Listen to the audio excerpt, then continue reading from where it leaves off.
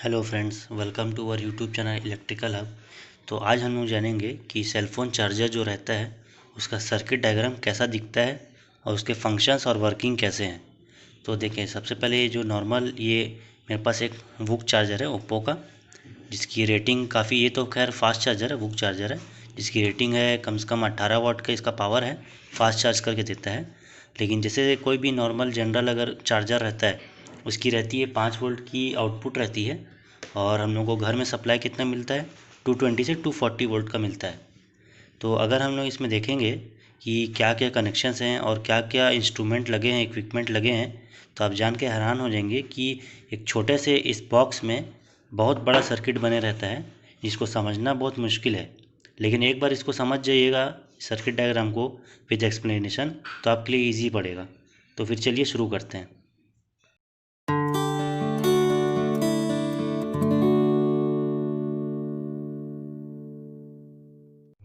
इसके function start करने से पहले, इस डायग्राम का, इस कनेक्शन का फंक्शन स्टार्ट करने से पहले मैं आपको इसके इंस्ट्रूमेंट जो लगे हैं उसके नाम बता दे रहा हूँ कि क्या क्या इसमें इंस्ट्रूमेंट लगे हैं।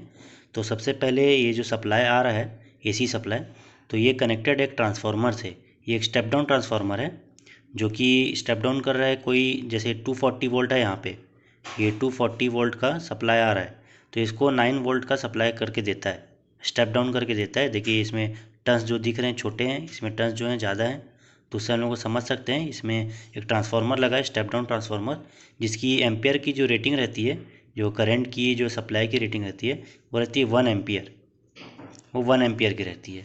ये 1 एम्पियर का इसका करंट सप्लाई रहता है। उसके बाद लगा है आगे एक रेक्टिफायर लगा है। रेक्टिफायर में 4 डायोड लगे हैं, D1 D2 D3 D4 naming किया गया है इसमें। चार जी, आपको तो पता है ये रेक्टिफायर कौन सा है, फुल वेव रेक्टिफायर है, जिसमें 4 डायोड लगे रहते हैं, उसको फुल वेव रेक्टिफायर बोलते हैं।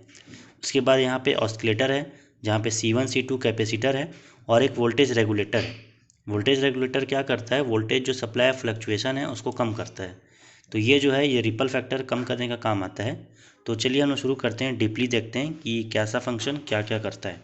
तो बेसिकली हमारे घर में कितना सप्लाई आता है वोल्ट का, 220 से 240 वोल्ट का सप्लाई आता है हमारे घर में, है ना। लेकिन अब भाई उतना तो हम लोग को मोबाइल को नहीं चाहिए, हमारे मोबाइल को तो 5 वोल्ट का चाहिए रहता है सप्लाई। अगर ज़्यादा देंगे तो मोबाइल तो शॉर्ट सर्किट हो जाएगा, फ्यूज़ हो जाएगा, ब्लास्ट हो जाएगा उसमें, या आग पकड़ सकता है। तो इसमें क्या करते हैं, एक स्टेप डाउन ट्रांसफार्मर लगाते हैं सबसे पहले। तो ये जो एसी करंट है, एसी रहता है यहाँ पास, लेकिन हमारे मोबाइल में हम देखे होंगे या चार्जर में डीसी लिखा रहता है, डीसी आउटपुट। तो मैं आगे बताऊँगा कैसे होता है वो। तो जब इसको सप्लाई करते हैं तो ये हम लोग को पहले स्टेप डाउन करके देता है, मतलब जो हैवी वोल्टेज है उस वोल्टेज को कम कर देता है, ये 9 वोल्ट तक कर देता है। अच्छा, ये 9 वोल्ट क्यों करता है जब हम लोग को 5 वोल्ट का चाहिए। तो आगे भी बहुत सारे इक्विपमेंट्स हैं, जैसे रेक्टिफायर है, फिर ऑस्किलेटर है, फिर रेगुलेटर है। ये सब कुछ कुछ पावर को एब्जॉर्ब कर लेते हैं, तो इसमें कुछ कुछ वायर लॉस होते हैं, आयरन लॉस, करंट लॉस, ये सब लॉसेस होते हैं, जिसकी वजह से हम लोग को ज़्यादा 5 वोल्ट का एकदम से इसको स्टेप डाउन नहीं कर देना है। अगर 5 वोल्ट का चाहिए तो कम से कम 7 वोल्ट का तो होना ही चाहिए।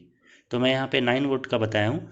ये जो ट्रांसफार्मर है वो उसको 909 करके कोडिंग दिया जाता है, जिसमें 1 एम्पियर करंट की सप्लाई रहती है, और वोल्टेज की सप्लाई जो स्टेप डाउन किया जाता है वो 9 वोल्ट रहता है। तो यहाँ पर जो ट्रांसफार्मर से सप्लाई करते हैं, ये जो एसी करंट है स्टेप डाउन हो जाता है। उसके बाद फिर यहाँ पर से सीधा रेक्टिफायर में जाता है। तो रेक्टिफायर का काम तो आप सब जानते हैं, रेक्टिफायर जो है वो एसी सप्लाई को डीसी सप्लाई में कन्वर्ट करता है।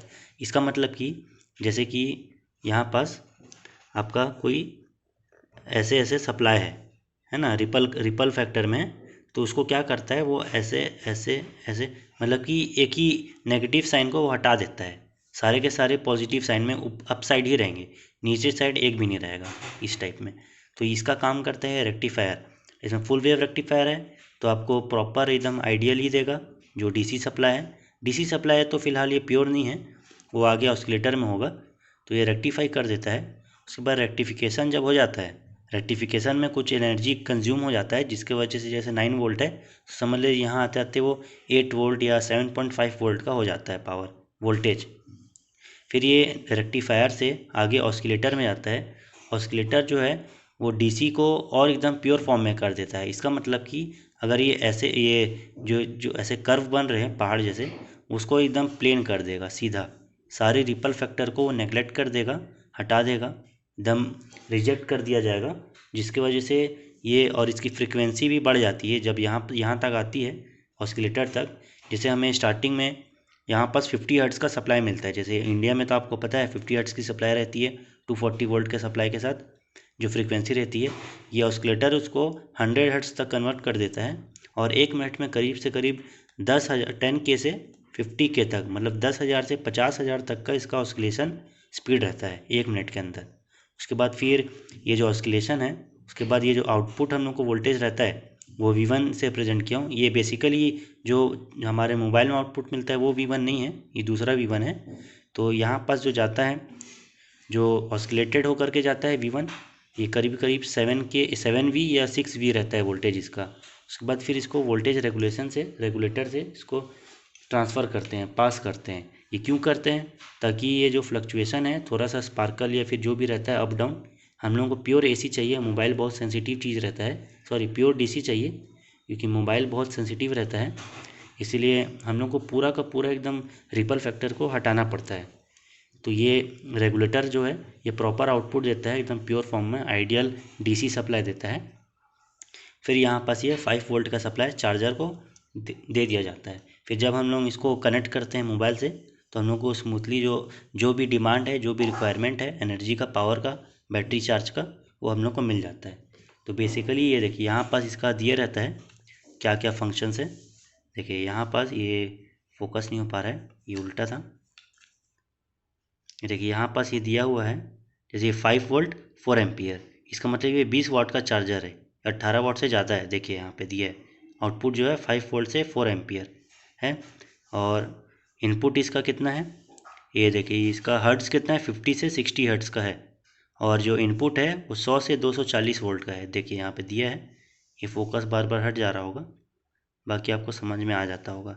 तो इसके जो इनपुट है वो आपको दिया जाता है 240 वोल्ट, और जो आउटपुट है वो आपको दिया जाता है 5 वोल्ट। और करंट भी है, करंट इसका जैसे फास्ट चार्जर है तो इसका करंट क्या था, 4 एम्पियर था।